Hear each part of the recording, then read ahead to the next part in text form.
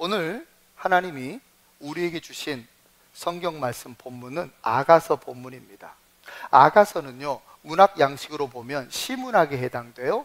그런데 좀 더 면밀히 들어보면 이 아가서 내용은요, 노래극으로 되어 있는 오페라 대본과도 같아요. 주인공은요, 남자 주인공은 솔로몬이고요, 여자 주인공은 술람미 여인이에요. 솔로몬이 상징하는 바는 예수 그리스도를 상징하고요, 솔로몬의 연인인 술람미 여인이 상징하는 바는 그리스도의 신부되는 성도들, 즉 우리들을 상징해요. 그래서 이 아가서를 그냥 막연하게 보잖아요. 그럼 그냥 남녀간의 통속적인 사랑 이야기로만 보여요. 그런데 문학 양식을 잘 들여다보면서 이게 어떤 구조와 상징으로 되어 있는지를 파악한 상태에서 본문을 들여다보면 매우 깊이 있는 하나님의 뜻을, 매우 귀하고 성스럽고 아름다운 사랑이 절절마다 있다라는 것을 발견하게 되어요. 일찍이 그래서 유대교의 랍비였죠, 아키바가 이런 말을 해요. 성경은 거룩한 책입니다. 그 중에 가장 거룩한 책이 아가서입니다. 그렇게 얘기했어요. 자, 본문 볼까요? 본문 12절 말씀 읽어주세요. 시작. 왕이 침상에 앉았을 때 나의 나도 기름이 향기를 뿜어냈구나. 아멘, 아멘. 오늘 설교 제목은 아름답고 향기로운 곳이죠. 아름답고 향기로운 곳은 대시 따라합니다. 순전한 나드향이 가득한 곳입니다. 순전한 나드향이 가득한 곳입니다. 아멘. 본문은요, 술람미 여인이 사랑하는 님 솔로몬 왕을 침상에서 맞이하면서 불렀던 노래예요. 솔로몬 왕이 침상에 앉아 있으니까 너무 귀해서 자신의 나도기름은 나드기름이라고도 해요. 이 나드기름이 향기를 뿜어내게 되었다, 이렇게 고백하는 거예요. 무슨 말인고 하면 술람미 여인은요, 솔로몬 왕을 너무너무 사랑했어요. 너무너무 그리워했어요. 사랑하는 님, 그리운 님을 이제 만나게 되고, 만나게 된 뿐만 아니라 침상에 나란히 앉게 된 거예요. 옆에 앉아있는 이 사랑하는 님이 너무 소중하고 너무 귀하고 너무 좋아서 자신에게 있는 가장 소중한 것, 나드 기름을 부어서 온 방안을 향기롭게 했다, 이런 내용이에요. 여기서 우리는요, 그리스도와 그리스도의 신부인 우리들이 함께 있을 때 그곳이 어떤 곳 돼야 되는지를 깨닫게 돼요. 주님과 우리가 함께 있는 곳, 어떤 곳 돼야 되겠어요?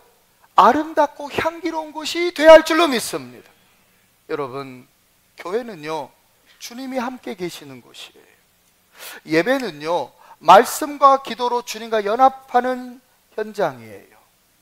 그래서 교회는요, 그리고 예배 현장은요, 아름답고 향기로운 것이 반드시 돼야 할 줄로 믿습니다. 사랑하는 성도 여러분, 이 귀한 교회, 우리 전주연세교회, 우리 주 예수님이 함께 하십니다. 오늘 지금 드리고 있는 이 예배, 우리가 말씀으로 기도로 주님과 연합되는 이 귀한 예배 현장, 정말이지 아름답고 향기로운 곳 되어지는, 우리 교회가, 이 예배가 아름답고 향기로운 영적인 순전한 나드향 가득한 현장 되기를 주님의 이름으로 축원드립니다. 이 현장이요, 그대로 재현된 사건이 이미 성경에 나와 있어요. 바로 요한복음 12장에 나와 있는 나사로네 집에서 벌어진 사건이에요. 나사로네 집에서 무슨 일이 벌어졌던 걸까요? 여러분, 나사로가요, 죽은 지 나흘 만에 다시 살아난 거예요. 누구 때문에? 예수님 때문에. 예수님 때문에 죽은 자가 살아난 거예요. 얼마나 기쁘겠어요. 잔치를 베풀지 말라 해도 베풀 거예요. 나사로네 집이요, 그래서 잔치 베풀었어요. 왜요? 죽었다가 나사로가 살아났으니까. 근데 성경 잘 보면 죽었다가 살아나서 기뻐서 잔치를 베푼 게 아니라 죽었다가 살아나도록 해주신 예수를 위해서 잔치했다라고 되어 있어요. 예수님을 위해서 잔치를 해요. 그 잔치에 우리 예수님이 오셔서 그 그 잔치석상에 앉으셨어요. 오늘 본문에 이 마리아의 오늘 본문에 술람미 여인의 그 침상에 솔로몬 왕이 앉듯이 그 잔치석상에요, 이 나사로네 집의 잔치석상에 예수님이 앉아요. 그랬더니 그 집 막내인 마리아가 소중히 간직하고 있던 순전한 나드 한 근이 들어있는 향유옥합을 깨뜨려서 예수님의 발에 붓고 자신의 머리털로 닦으니 온 집이 향기로 가득하게 되었다라고 성경 기록하고 있어요. 자, 우리 성경 볼까요? 요한복음 12장 2절 3절 시작. 거기서 예수를 위하여 잔치할세 마르다는 일을 하고 나사로는 예수와 함께 앉은 자 중에 있더라. 마리아는 지극히 비싼 향유 곧 순전한 나드 한 근을 가져다가 예수의 발에 붓고 자기 머리털로 그의 발을 닦으니 향유 냄새가 집에 가득하더라. 아멘, 아멘, 아멘. 예수님과 함께 잔치를 벌이고 있는 이 나사로네 집이 순전한 나드 향으로 향기로운 집 될 수 있었던 이유는 그 집 구성원인 마리아의 헌신이 있었기 때문입니다. 여러분, 성서학자들이요, 이 마리아가 부은 이 순전한 나드 기름이 들어있는 향유옥합은 마리아의 결혼 자금이었다, 이렇게 추측하는 학자들이 있어요. 소중한 자신이 아끼고 모으고 모았던 그 순전한 나드 한 근을 다 쏟아 부은 거예요. 마리아는요, 그토록 예수님을 사랑했어요. 진짜로 예수님을 소중히 여겼어요. 물론 나사로네 집 식구들이 다 예수님 사랑했습니다. 나사로도 예수님 너무 사랑했고요, 마르다도 예수님 너무너무 사랑했는데요, 마리아는 특심으로 예수님 사랑했어요. 진짜 사랑했어요. 그래서 자신에게 있는 가장 소중한 것을 아낌없이 쏟아 부어도 아깝지 않을 정도로 그렇게 예수님을 사랑했어요.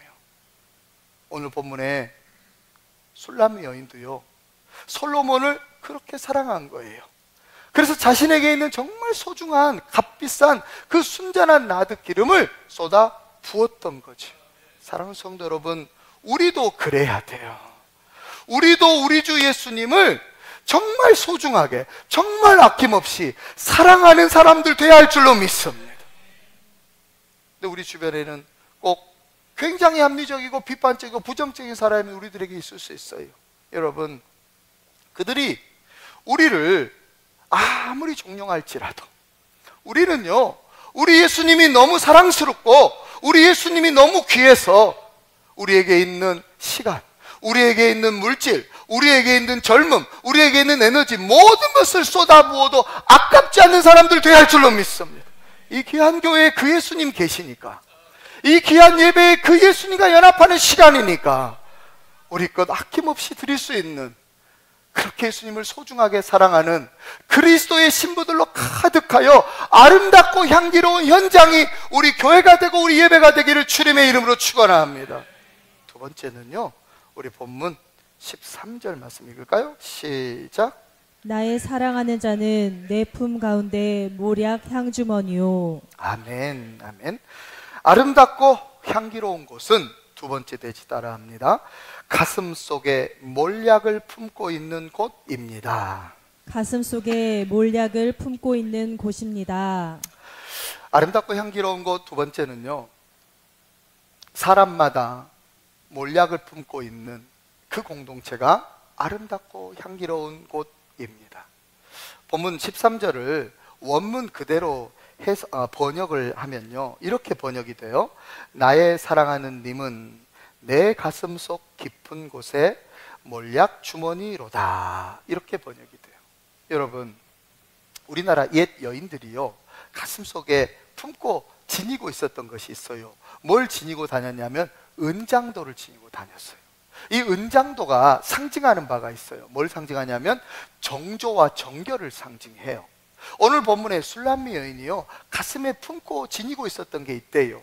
그게 뭐냐면 몰약이 들어있는 향주머니를 가슴에 품고 있었대요. 이것은 뭘 상징하는 걸까요? 술람미 여인이 이미 고백을 했어요. 나의 사랑하는 님은 하면서 향주머니 속에 있는 몰약이라고 그렇게 고백을 해요. 향주머니 속에 들어있는 몰약, 이게 도대체 뭐길래 솔로몬 왕이라고 이 술람미 여인은 그렇게 고백하고 있는 걸까요? 몰약이 대체 뭐길래? 몰약이 대체 뭐길래? 여러분, 몰약하면 탁 떠오르는 사건 있지 않아요? 동방 박사들이 예수님이 탄생했을 때 드렸던 3가지 예물 중에 마지막 예물이 몰약이었어요. 그렇죠? 그런데 참 놀랍게도 이 몰약은요, 예수님의 탄생과도 함께 했지만 예수님의 죽으심과도 함께 했답니다. 요한복음 19장에 보면 예수님이 십자가에 달리고 죽으시고 난 후에 아리마대 요셉과 그리고 밤에 찾아왔던 니고데모가요, 예수님의 시신을 수습해요. 예수님의 시신을 수습할 때에 몰약과 침향이 섞여 있는 향유로 예수님의 시신을 닦았어요. 그래서 이 몰약은요, 예수님의 탄생과 죽으심을 함께한 유일한 물질이에요. 그래서 몰약이야말로 그리스도 예수를 상징하는 거예요. 여러분, 오늘 본문 속 술람미 여인은 솔로몬 왕을 상징하는 몰약을 가슴에 품고 그렇게 지니고 살았대요. 우리도요, 몰약으로 상징되는 예수 그리스도를 가슴에 품고 사는 사람들, 우리들 돼야 할 줄로 믿습니다. 우리가 그리스도 예수를 가슴에 품어야 되는 이유가 있어요. 우리가 예수 그리스도를 가슴에 품지 않으면 세상 사람들이 품고 있는 것 우리가 품게 돼요. 세상 사람들이 가슴에 뭐 품고 살까요? 세상 사람들은 가슴에 응어리 품고 살아요. 가슴에 온갖 원망과 또 분노와 그 악감정을 품고 살아요. 응어리로 응어리져 있는 게 그들의 가슴 속이에요. 여러분, 사람의 내면이 왜 냄새 난 줄 아세요? 사람의 속이 내장에 있는 소화가 안 된 음식물 때문에 냄새 난다고 보겠지만, 영적으로는요, 내장 때문이 아니라 심장 때문이에요. 그 가슴 때문이에요.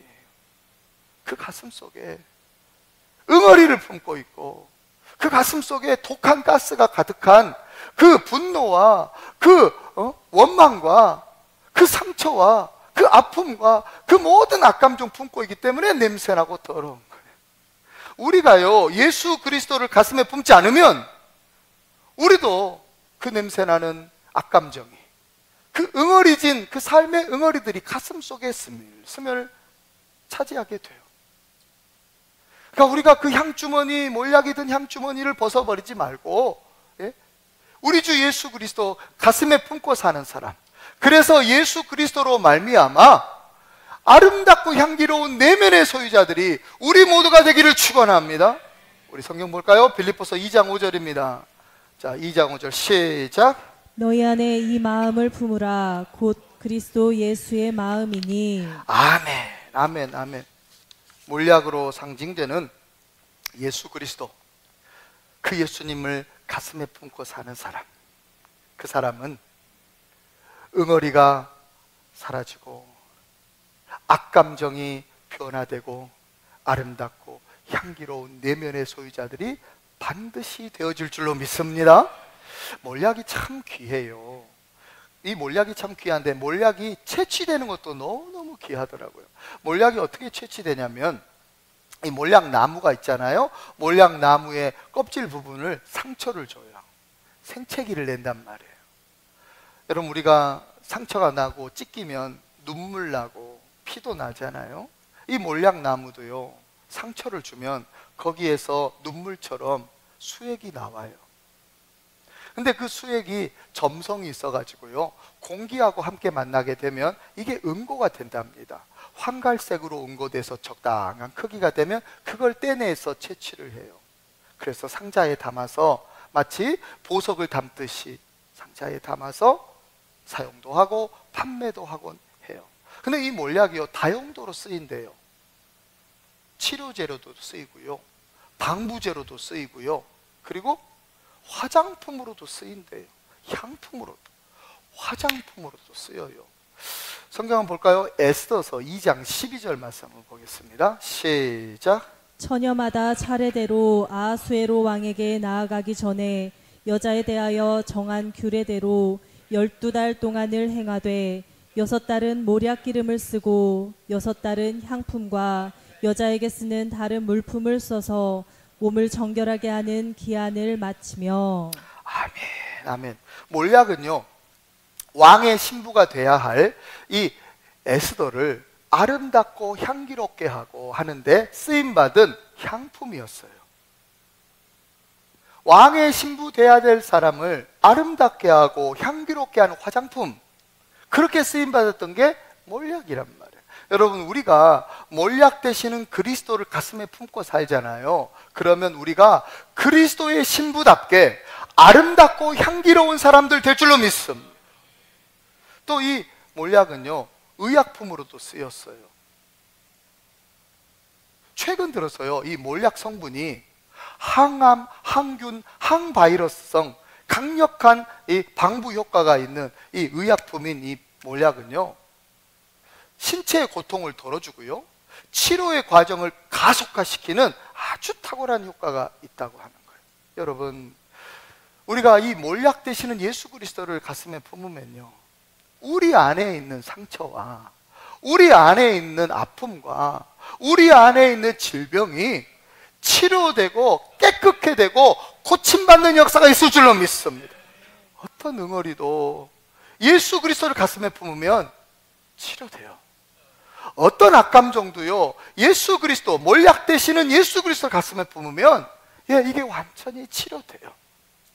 어떤 상처도, 어떤 분노도, 우리 내면을 더럽게 하고 냄새나게 하는 그 어떤 것들도 몰약 되시는 예수 그리스도를 가슴에 품으면 아름답고 향기롭고 건강하게 돼요. 오늘 그 놀라운 역사가 우리 가운데 있기를 주님의 이름으로 축원드립니다.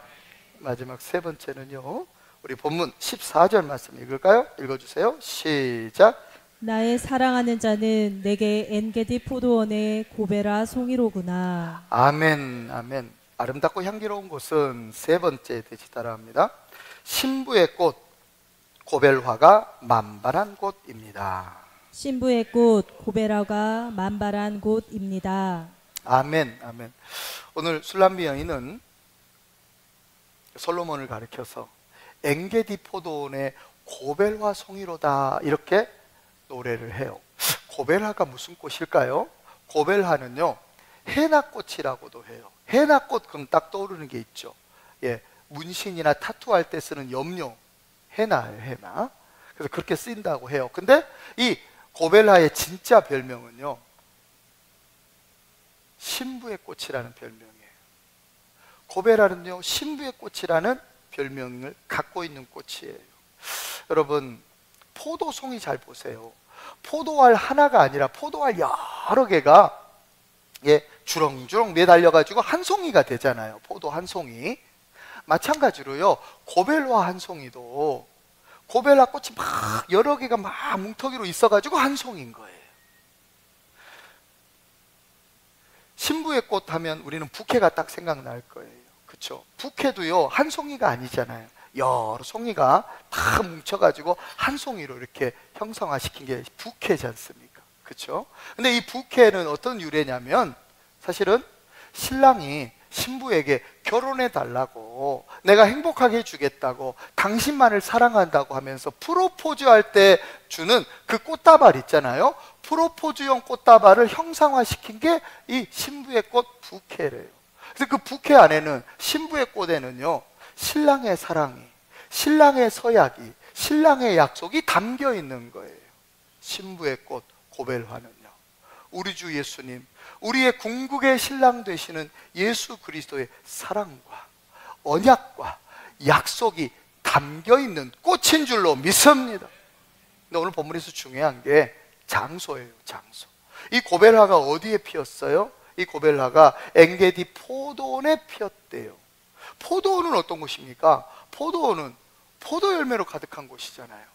포도 열매로 가득한 곳에 꽃이 피었어요. 한 송이의 고벨화가 아름답고 영롱하게 피어 있어요. 여러분, 포도는요 까만색이잖아요. 고벨화는 하얀색이에요.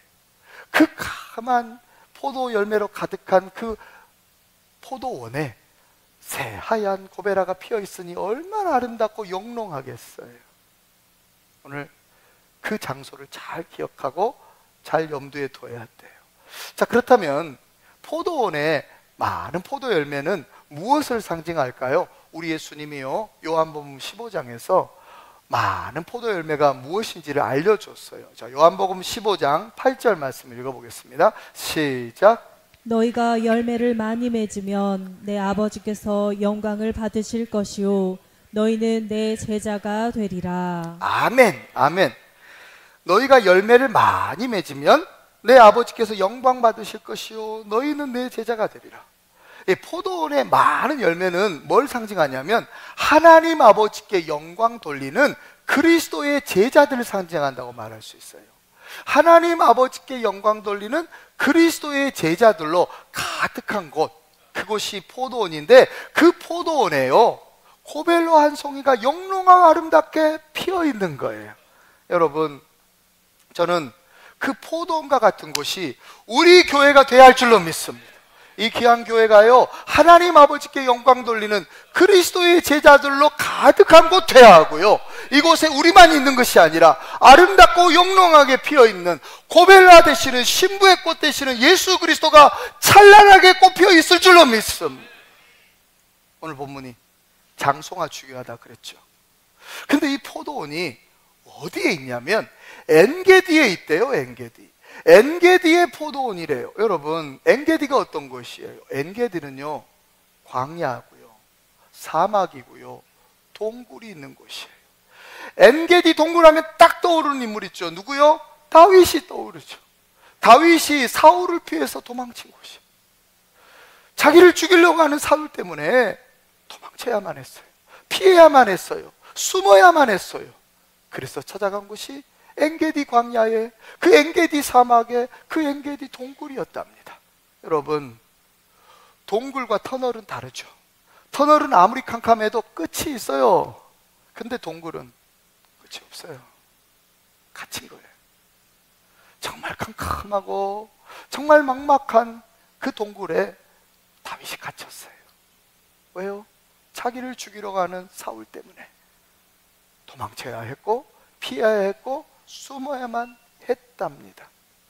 그곳에 있는 포도원, 그 포도원에 열매가 가득하고 그 열매 한가운데 고벨라 한 송이가 펴 있다라는 거죠. 사랑하는 성도 여러분, 사랑하는 성도 여러분, 우리가 인생 살다 보면요, 광야 인생 살 때가 있어요. 사막과 같은 인생 살 때가 있어요. 캄캄한 동굴과 같은 그 인생을 살아갈 때가 있어요. 누군가에게 당해야 되고 쫓겨야 되고 숨어야 되고, 그래서 그 세월을 보내야 되는 그 광야 시절, 그 사막과 같은 인생, 그 동굴과 같은 세월을 우리가 경험해야 될 때가 있어요. 그럴지라도요, 우리가 포도원 되는 교회 공동체로 모인다면 우리의 인생은 반드시 열매 맺을 줄로 믿습니다. 왜냐하면 그 광야의 그 한복판에 있는 그 포도원에는 포도송이만 있는 게 아니라 고벨라가 있기 때문에, 예수 그리스도, 그 신부의 꽃 대신 예수 그리스도로 인하여 우리의 생활이 아무리 광야라 할지라도, 우리의 현실이 아무리 사막이라 할지라도, 우리가 아무리 동굴 속에 갇혔다 할지라도, 우리가요, 그 영적인 포도원 되는 교회 공동체로 모인다면 이 교회 가운데 영롱하게 꽃피어 계시는 예수 그리스도로 말미암아 우리의 삶에는 열매 맺게 될 것이고, 우리의 삶은 아름답고 향기롭고 영롱하게 꽃피어질 줄로 믿습니다. 저는 우리 귀한 교회가 그런 교회 되기를 축복합니다. 그리고 이 귀한 교회에 아름답고 영롱하게 꽃피어 계시는 예수 그리스도를 볼 줄 아는 사람들이 우리들 되기를 축복합니다. 여러분의 삶에 아름다운 열매가 반드시 있을 것입니다. 향기롭고 아름다운 공동체, 우리 교회가 반드시 되어질 것입니다.